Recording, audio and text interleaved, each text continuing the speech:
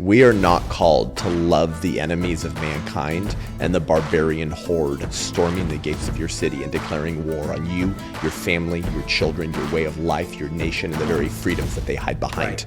You want those kinds of enemies to fear you because you fear God and hate evil more.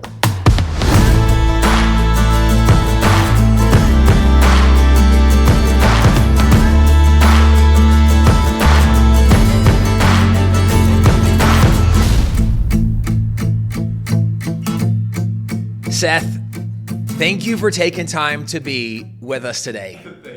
Okay, so I would say probably people that are familiar with you know that you are the Christian flamethrower, and you are so passionate in what you do. And of course, you have the 1916 project, which goes through some of the background foundation, actually even telling some of the story of the initial White Rose, which leads to your White Rose resistance. There's so much great background, but I want to back up. What was it that God did in your life that birthed this burden? Because a lot of people feel God lead them, but not a lot of people follow with as much passion as you have shown. What's that story? Yeah, thanks, Tim. Well, it's good to be with you and other warriors here. I guess it was because I was a weird homeschool kid, and my mom did classical Christian education. Weird, right? Well, you know what's funny is when I was homeschooled, Tim, in the late 90s, the stereotype was pretty true. Homeschool kids were pretty weird and awkward. But now it's the homeschool kids are pretty cool and epic, and it's the public school kids that have Joseph's Technicolor coat of hair and can't tell you what a woman is. So now it's kind of flipped. Because homeschoolers know how to look you in the eyes, how to shake your hand, have a conversation. Yeah, that's right, yeah. But anyways, I was born and raised in Los Angeles County, and my mom ran a pregnancy resource center in the late 80s, early 90s near Pasadena. And back in the late 80s, there weren't very many pregnancy resource centers in the country. Now they outnumber abortion clinics. Even before the overturning of Roe v. Wade, they outnumbered abortion clinics 2 or 3 to 1 or something like that. And, unfortunately, they're usually vastly underfunded and understaffed. But, they've held kind of evil at bay for a long time, along with warriors like you guys. And so I was the firstborn. So when I was born, my mom stepped down from leading the pregnancy center. But she was waddling around the center, pregnant with me, loving on moms and saving babies. So I've been a pro-life activist since I was a fetus because it was her body, her choice, and so I was her body because the law of transitive property says if A equals B and B equals C, then A equals C. So whatever was part of her body was her body, so therefore I was saving those babies too. So that's how I like to think about it. And then I was homeschooled through 8th grade. I went to public high school, Nixon's alma mater actually, Whittier High School. And my senior year, you have to do a senior project, pick a topic, write a paper, give a speech. You have to do that to graduate and do volunteer hours. So I picked abortion. And they told me, you can't pick the topic of abortion. But they didn't know that I was homeschooled and that my mother had made me memorize the entire Declaration of Independence, the entire preamble of the Constitution by the time I was 11. And so I said, here's a copy of the Constitution. You're making me read in government class. I recommend you read it or you're going to have a lawsuit on your hands. And so at 18 years old, I threatened to sue my public high school for viewpoint discrimination.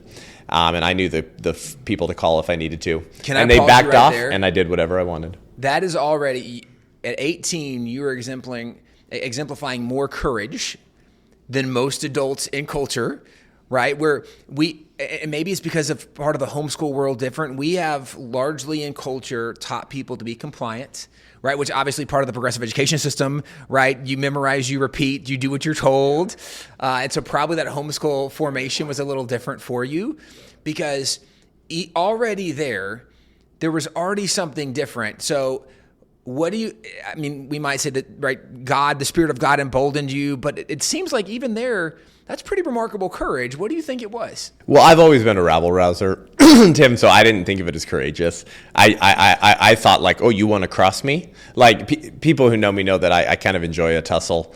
I'm not as winsome and loving as Charlie was, and as Ali Bestucky. I'm if I'm in a debate on a college campus, I'm not going to demean and attack the person. Sure. But I am going to dress your ideology up and down so quickly and so brutally to make you a public spectacle, to make your worldview mock-worthy in the public square. I want you to look like a total idiot because your worldview and your ideas are mock-worthy. They're dangerous, and they've brought us to this breaking point in Western civilization. And when that video clip goes viral, I want thousands of people people to see what a horrific worldview you hold. So I've always sort of enjoyed the tussle and the fight and the clashing of ideas. And I think that's just how the Lord wired me. So I didn't think of it as courageous. I thought, like, you can't tell me to not pick abortion as my senior project. So the next thing I know, I was emailing with the superintendent of Whittier Union High School districts.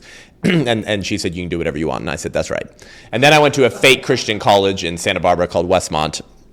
And I realized I didn't know it was woke. I thought it was great. And I started the first pro-life club that had ever been there.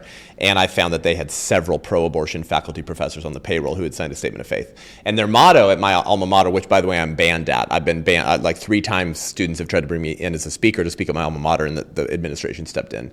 They told the last student, Seth Gruber will never speak on this campus. Because they believe in diversity of ideas, sure, diversity right. of thought. Apparently, right, yeah. And so, and then, so rewind, senior year of high school, I do my field work hours to graduate, and I volunteered at pro-life ministry in Orange County.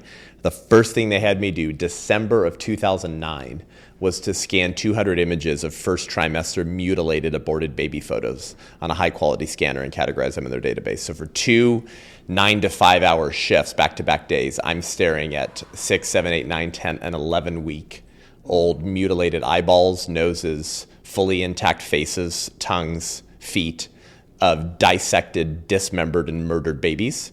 And I'll tell you what, it didn't look like a blob of tissue. They looked like tiny little babies in the first trimester. Right. And that was really the turning point in my life. So, well, and with that, I can't imagine. The Bible tells us the fear of the Lord is to hate evil. And so often people are like, well, no, God's loving. Well, okay, 2 things can be true at once, right? They will know we are Christians by our love. Yes. It's like, what does that mean, though? However, right, we've changed the definition of love. Like, my parents used to wear me out when I did the wearing out's like the country term for taking the belt and like just whooping you, right? Like they would wear me out, but because they loved me enough to be like, you're wrong. And if you do that, there is a way that seems right to man, the end thereof is death. Like, I'm going to love you enough to be like, bro, don't do that. And you're wrong for doing that. And the idea that if we love someone, we don't confront what's wrong. But backing up, what the fear of the Lord is to hate evil is what the Bible tells us.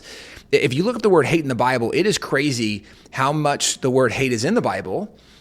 And the word hate in the Bible is always associated with God or our love of God, which is so interesting. But it's God's disdain for evil. And I think a lot of people have been sold a bill of goods of what some evil things are. That no, that's not really evil, right? Like, did God really say? But when you spend 2 days, I'm thinking back, when I was in Washington, D.C., when we were in the middle of a pastor's briefing, a congressman came in and said, guys, Charlie's just been shot. And we're going, oh my gosh. And I mean, it turned into a very emotional prayer meeting. Well, obviously, I'm trying to find out what happens. I get online, and now these videos are there. And so, but I'm saying that because, like, it took a while to process some of that trauma of just, right, knowing someone, loving someone, seeing it. But I'm saying that because when you saw that, there's an amount of trauma. When you're seeing these unborn children and the evil that was done to them, and because you fear the Lord, it spurred in, and I'm just connecting dots, it spurred in you a hate. And that hate's actually a godly thing. Yep.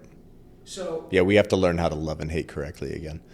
I spoke at Liberty University Standing for Freedom Center conference last month or in October or something like that. And I sort of dissected this passage of love your enemies and pray for those who persecute you. And they put a reel up on it, and I guess getting a lot of hate from all the toxic empathy, wimpy Christians. But basically I said that word doesn't mean what you think it means. No. So there are actually 2 different Greek words for enemy. One means private enemy, like personal antagonist, like the bully in HR, right, or the person who's bugging you at school or whatever. Right. You're supposed to pray for your enemies, and when Jesus says that, he's using the Greek word for personal antagonist. Then there's another form, another kind of enemy in the Greek. I think it's ekthros, and it means the enemies of mankind, the enemy of the state.